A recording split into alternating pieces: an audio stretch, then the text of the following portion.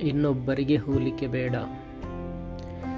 ಯಾವಾಗ ವ್ಯಕ್ತಿ ತನ್ನ ಜೀವನ ಬಿಟ್ಟು ಇತರರನ್ನು ನೋಡಿ ಹೋಲಿಕೆ ಆರಂಭಿಸುತ್ತಾನೋ ಅಲ್ಲಿಂದ ಆತನ ಮಾನಸಿಕ ಕಾಯಿಲೆ ಶುರು. ಅಂಥವರು ಹೆಚ್ಚಾಗಿ ಅತೃಪ್ತರಾಗುತ್ತಾ ಸಾಗುತ್ತಾರೆ.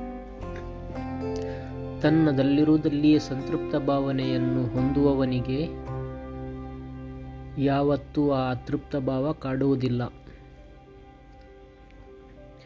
ನೀವು ಇತರರೊಂದಿಗೆ ಹೋಲಿಕೆ ಮಾಡಿದರೆ ನೀವು ಯಾವಾಗಲೂ ನಿಮ್ಮನ್ನು ಇತರರ ದೃಷ್ಟಿಕೋನದಿಂದ ನೋಡುತ್ತೀರಿ.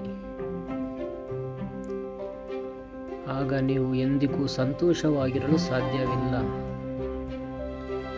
ನೀವು ಬೇರೆಯವರಂತೆ ಇರಲು ಪ್ರಯತ್ನಿಸಬೇಡಿ.